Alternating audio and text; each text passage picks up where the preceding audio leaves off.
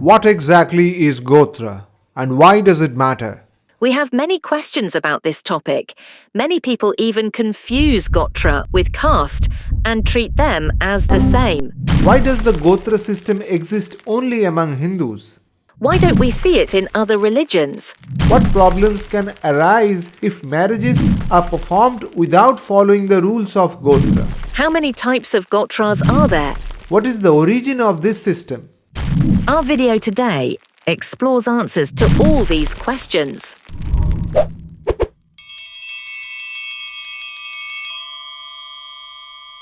It is difficult to state with absolute certainty why the Gotra system originated thousands of years ago. However, it is clear that it developed to preserve the patrilineal lineage. Since it was impossible for everyone to remember an entire genealogical chain, the name of the chief ancestor or prominent forefather was adopted as the Gotra to identify that lineage. In today's world, where the most families have only one or two children, this may not appear complicated.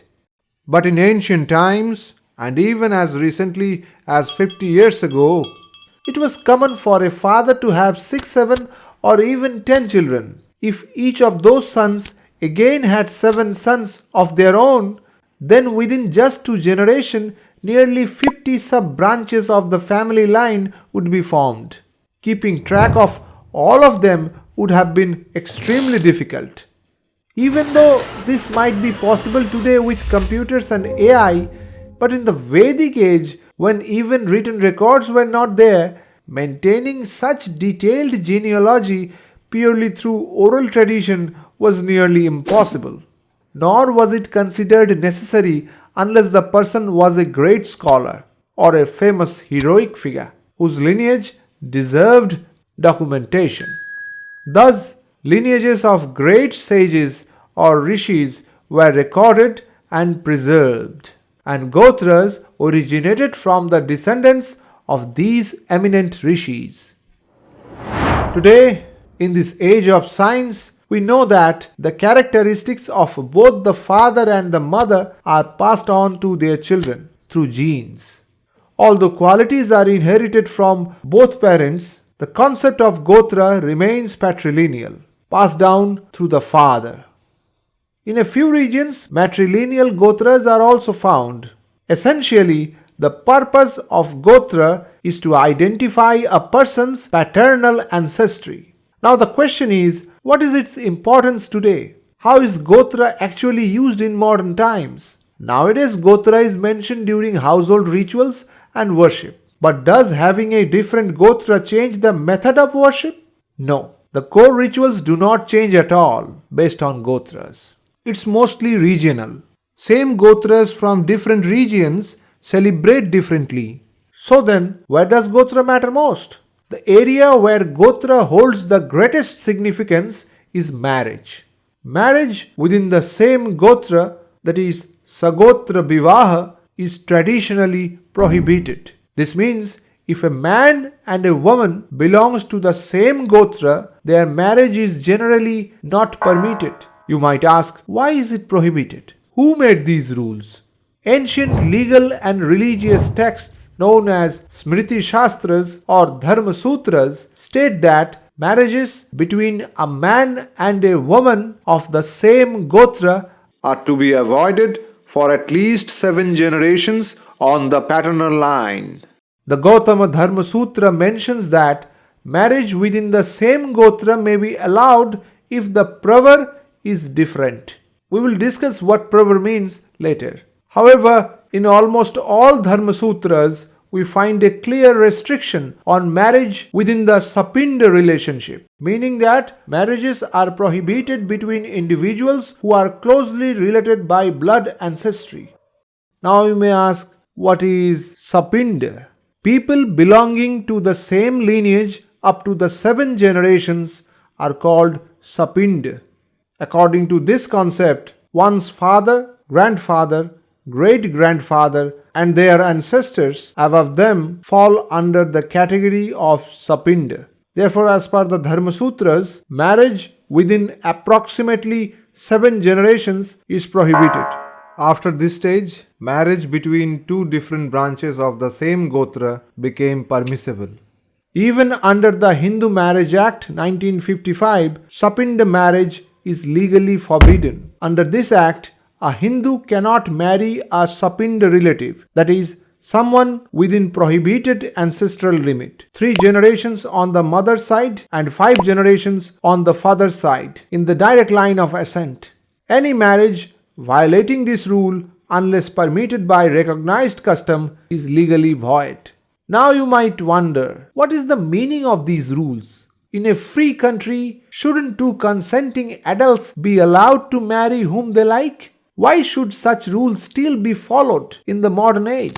The answer is that there are both scientific and social reasons behind these restrictions. If such rule did not exist, then two adult siblings could legally marry each other. A father could marry his adult daughter, or an adult son his mother. All of this would seriously disrupt social stability and moral order.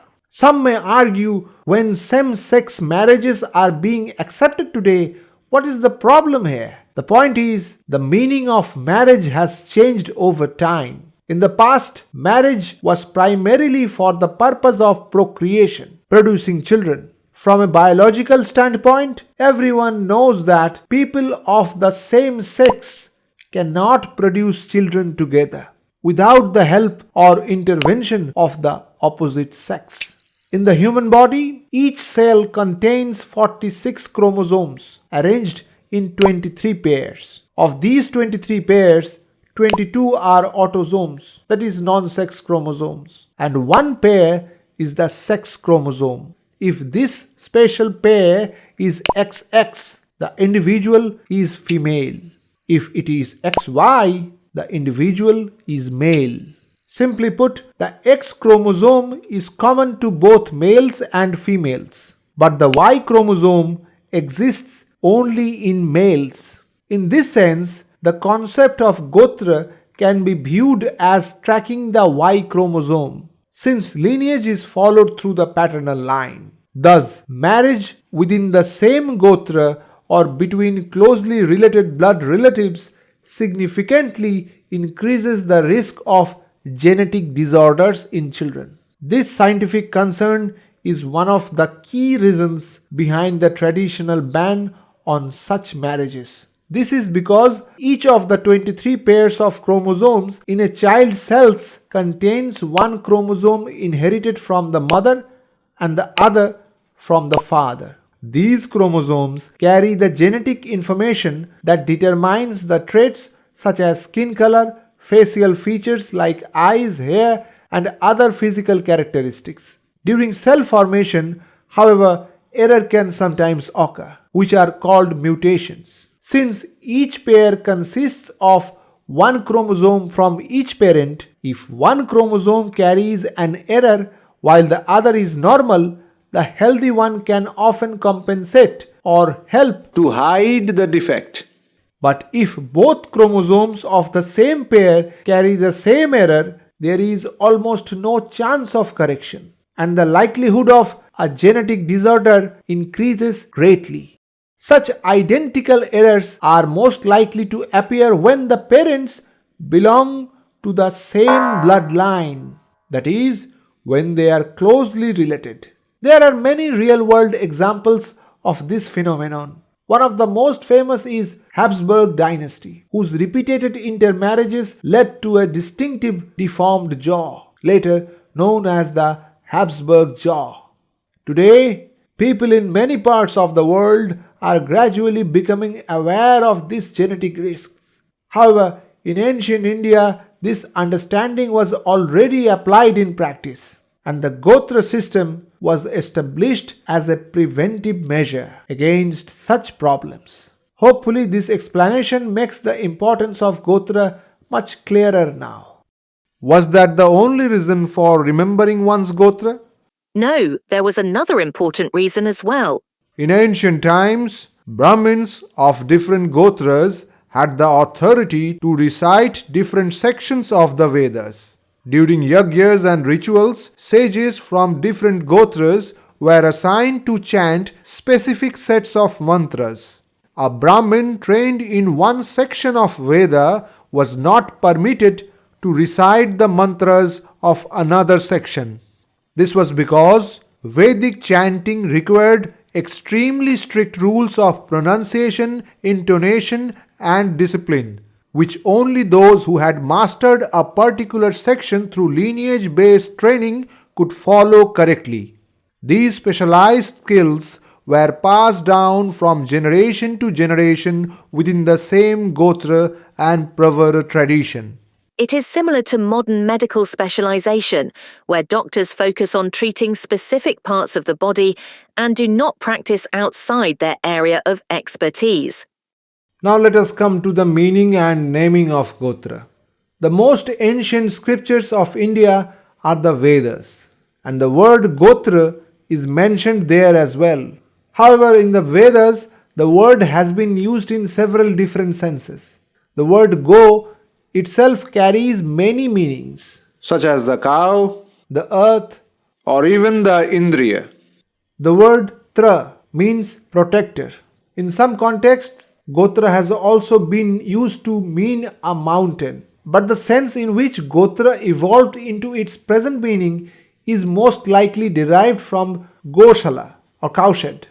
Yes, the word Gotra appears in the Vedas several times in the sense of a cowshed, a place where many cows stay together. From this idea, the term gradually came to signify many members of one family living together in a single unit or lineage. Today, when we speak of a Gotra, we generally mean a group of people who trace their bloodline to a single ancestral forefather. In the Vedas, Go is also understood as that which moves or that which travels, referring to the earth that moves forward. In the same way, a family lineage also keeps moving forward through generations, while Tra, the protector, binds and preserves that continuity. Thus, Gotra may be understood as that which protects and preserves the ever-advancing family line. The ancient grammarian Panini also used Gotra to mean the collective of descendants, essentially the progeny of a lineage. From this, it becomes clear that a Gotra refers to the descendants of a particular ancient ancestor, and that ancestor was none other than the great sages of ancient times. In other words, the Gotras of today trace their origin to the lineages of the ancient Saptarishis. Now the question arises, today there are so many Gotras.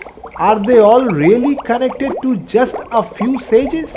If there were only those 7 sages as the source, wouldn't the 7 Gotras have been enough? Why were so many Gotras needed? A similar question was raised by Janaka in the Shanti Parva of the Mahabharata, when he asked the sage Parashara, if all human beings were created from Brahma, why do people have different Gotras at all?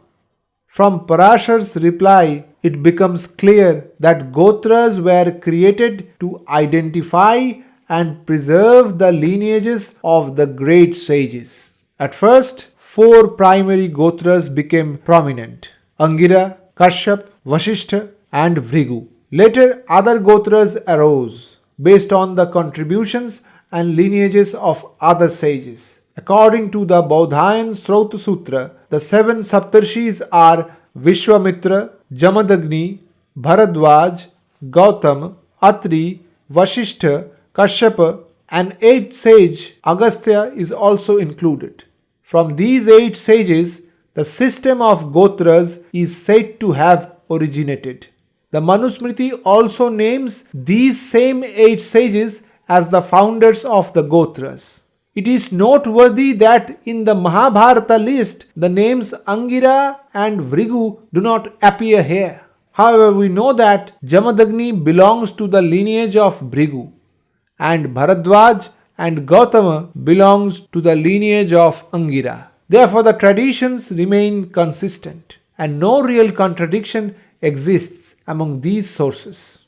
It is quite possible that in the beginning there were only 4 Gotras, which later expanded into 8, then gradually grew into 49, then 108, and eventually into thousands of Gotras as we see today. Since the Dharma Sutras prohibit marriage within the 7 generations, it is natural that after 8 or 10 generations, if a particularly renowned sage arose within a lineage, a new Gotra could be formed in his name. There is nothing incorrect about this process. It reflects the organic growth of lineages over time.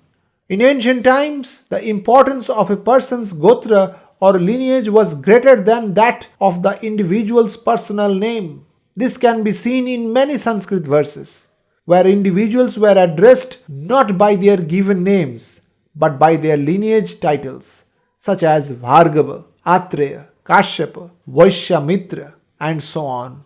In Vedic sacrifices and rituals, that is in Yajnas, sages from different Gotras performed distinct ritual roles. In many instances, only one rishi from a particular Gotra was permitted to officiate in a given ceremony. Now, with this background, we will proceed to discuss the most commonly known Gotras and their respective Pravara. Now, let's discuss Pravara. Pravara refers to the distinguished sages connected to a person's Gotra lineage, including their children, grandchildren, and also his eminent disciples. These sages belong to the same family tradition and are remembered as the most renowned members of that Gotra. In simple terms, Pravara is the ritual recitation of selected ancestral sages' names that traces a person's spiritual lineage back to the founding rishi. It recalls not only the father to son line but also respected students of the founding sage who became important carriers of that tradition. These sages are known as Shrestha or the best, that is, the most prominent figures of the lineage. The systems of Gotra and Pravara are ancient and fixed. They cannot be altered in any way. Neither the names of the rishis in a Pravara nor the sequence in which they are recited may be changed by anyone. The Gotra rishi may appear at the beginning, middle, or end of the Pravara list, and in some cases may not be explicitly named.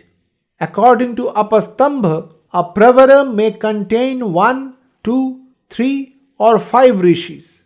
He specifically states that 4 rishis or more than 5 rishis should never be included in a Pravara recitation during rituals or yajnas.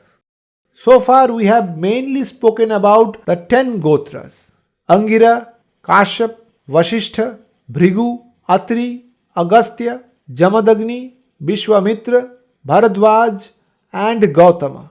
Now we will discuss the various sub-Gotras that developed from these lineages. Even among Brahmins alone, there are more than 130 Gotras. Now when Kshatriyas, Vaishyas and Shudras are also included, the number rises to well over 1,000. Listing every Gotra is almost impossible, since new Gotras have continued to emerge over the centuries. Many Gotras are common across Brahmins, Kshatriyas, Vaishyas and Sudras, because people from the same ancestral line adopted different professions over time and became associated with different varnas. Let us begin with Angira Gotra. The Angirasa Gotra has maximum number of subgotras. The sages Bharadwaj and Gautama originally belonged to this Gotra. Later, through their own achievements and spiritual authority, they established separate Gotras named after themselves. Other Gotras from this lineage are Gargeya. The Pravara lists of this Gotra show considerable variations, likely because of this Gotra became extremely widespread, leading to multiple traditions of lineage remembrance. Garga, Kanva. This Gotra also shows several variations in the names of its Pravaras. Uthasatha, Uthatya, Kamya Angirasa, Paurukutsa, Patharayana, Vishnu Briddha, Shatamarshana, Rathitara, Sankriti, Harita or Haritasa, Abastambha, Ayasya, Kapila, Kutsa, Kaundinya, Lohita, Maudgalya. The well-known sage Mudgal, who became a Brahmin despite being born into a Kshatriya family, belongs to the lineage of Atri. However, some references also associate certain Maudgala Gotras with the Angira lineage, suggesting that this may refer to a different individual of the same name. Apart from these, few other famous Gotras are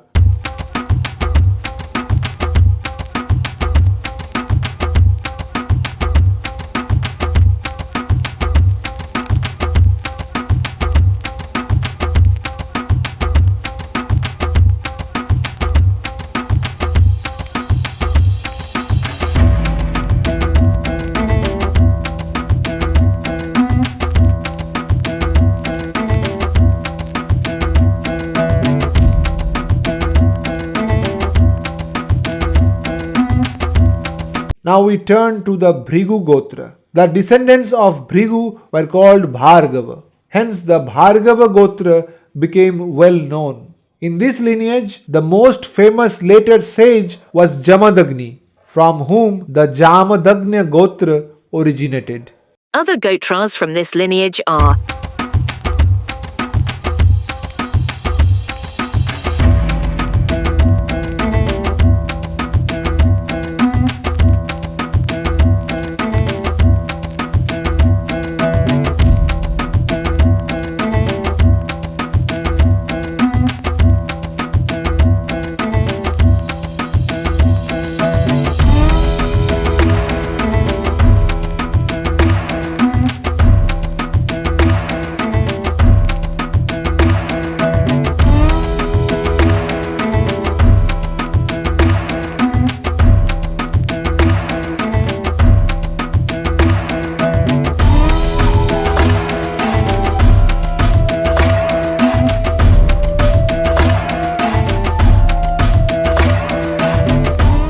The Vishwamitra Gotra is more commonly known as the Kaushika Gotra. Various Gotras from this lineage are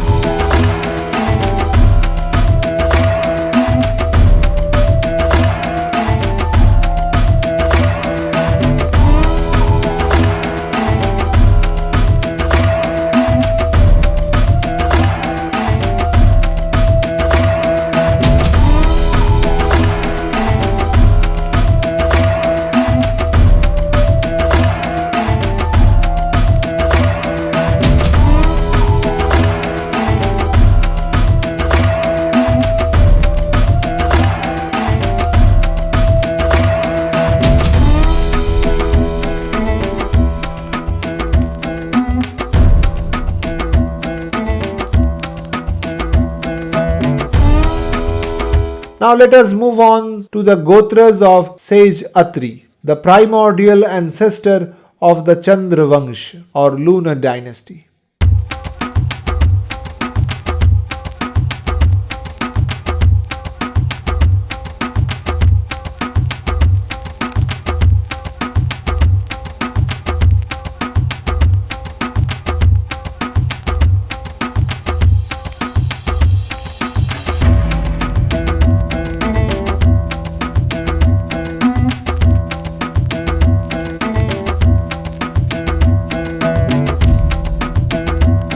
Now the very famous Kashyapa Gotra and its subdivisions.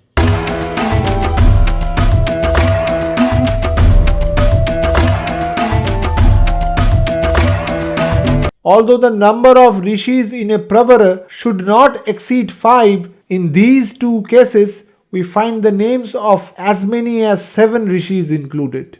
This Gotra also shows several variations in the names of its Pravaras.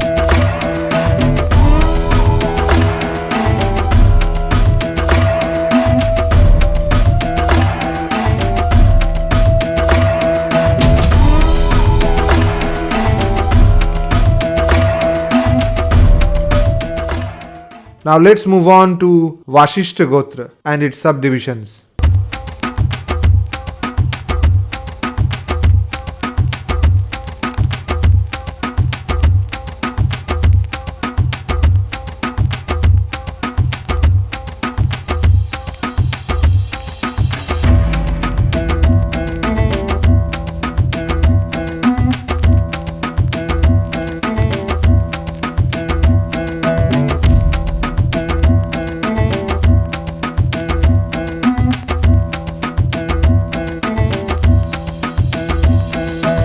Lastly, the Agastya Gotra and its subdivisions.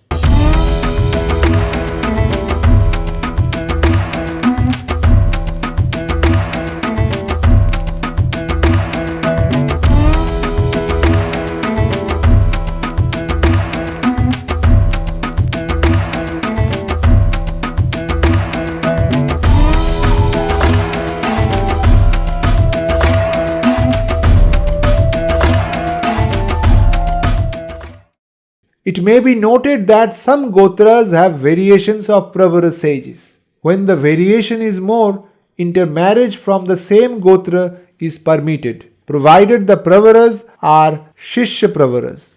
As per Pattabhiram Shastri in the introduction to Vedartha Parijat, the full affiliation of a Brahmana consists of Gotra, Pravara, Sutra and Shakha.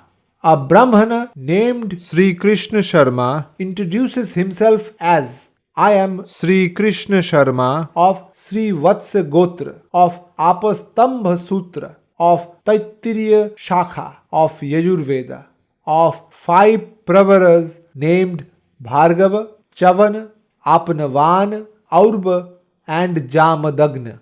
Besides the rishis and Gotras discussed here, many additional Gotras originated from various Kshatriya lineages as well.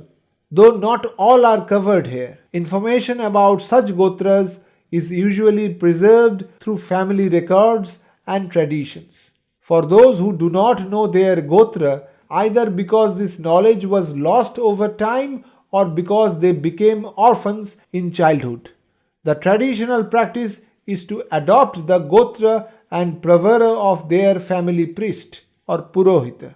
Following this practice, many Kshatriyas, Vaishyas and Shudras in history adopted the Gotra of their respective family priests, that is Kula Purohitas. And over time, new Gotras were formed from these lineages.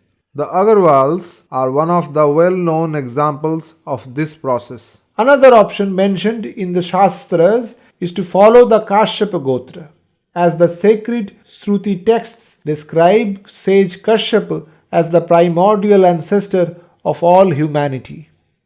It is simply impossible to discuss every Gotra and Pravara in full detail in this video. Neither a 30-minute video nor a 100-hour series can cover all Gotras and Pravaras. Today, India has the largest population in the world, which clearly indicates the number of generations that have passed and the extent to which each Gotra has been subdivided over time. Therefore, in practical terms, when considering a same-gotra marriage today, it is important to ensure that the families do not share a common ancestor within 6 or 7 generations. This approach aligns with both traditional guidelines and modern practicality. Thank you for watching this video. Please like and share this video.